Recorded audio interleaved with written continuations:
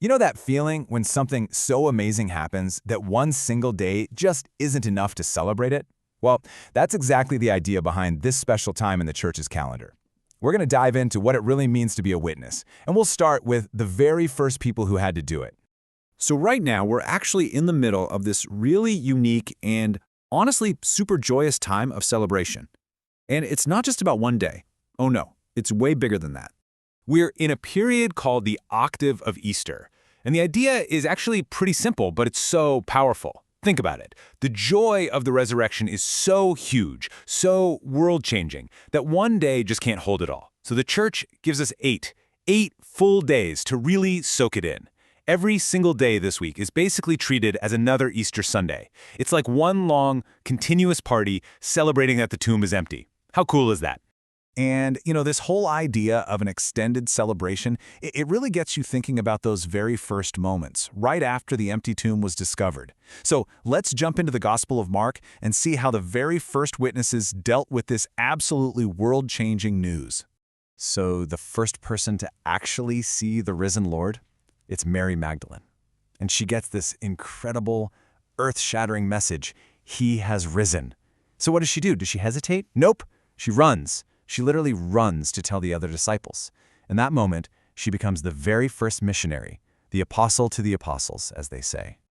But, and this is where the story gets so human, when Mary brings them this incredible news, the disciples, well, they don't believe her at all. Which makes you stop and ask, right? Why was the best news in the history of the world so hard for them to believe? I mean, you really have to put yourself in their shoes for a second. These guys were locked away, totally paralyzed by grief and fear. Their entire world had just been completely shattered. And on top of all that, in that culture, a woman's testimony didn't really count for much legally.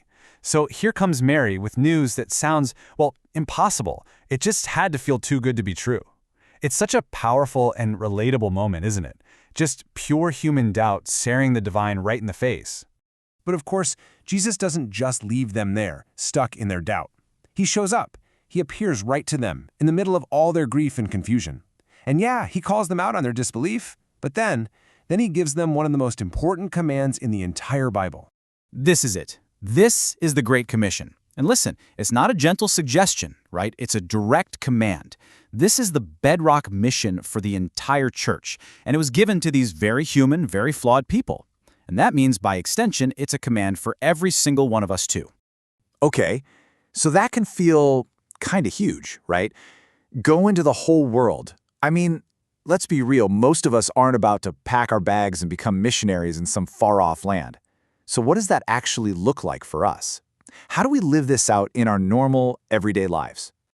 Well, the answer is actually really beautiful, and maybe surprisingly simple. It starts exactly where you are. It starts at home, and it's all wrapped up in this powerful idea called the domestic church. So this concept of the domestic church, it kind of reframes everything. It means your family, right there in your house, is the first, most important community of faith.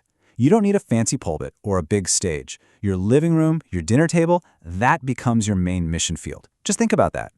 Man, I love this saying because it just cuts right to the heart of it all. Long before your kids can read a single word of the Bible, they're reading you. They learn about love, about forgiveness, about what faith looks like, just by watching how you live your life day in and day out. It just shows you the incredible power we have right there in our own homes.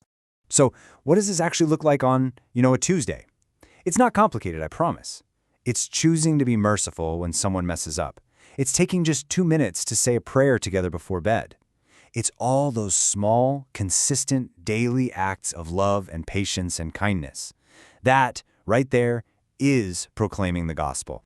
And please don't ever underestimate the power of those small things. A patient answer when you're tired. A shared thank you for a good meal. A quick apology when you snap. In God's eyes, these little acts of love are actually huge acts of faith. That is you being a witness to the resurrection. All right, so let's bring this all home with something super practical. Something you can literally start doing the second this is over. And hey, especially if you're kind of new to all this, please don't get overwhelmed thinking you have to know everything. The goal isn't to memorize a rule book. The goal is to know Him. It's all about a relationship, and the best way to build any relationship You just invite them into your life, into your day. So here it is, a super simple prayer you can say together. Just imagine, what if your family made this your mission for the day? To be witnesses of His love, His mercy, His resurrection, right there inside the walls of your own home. What might actually change if that was your one shared goal? That's a pretty powerful thought to leave you with.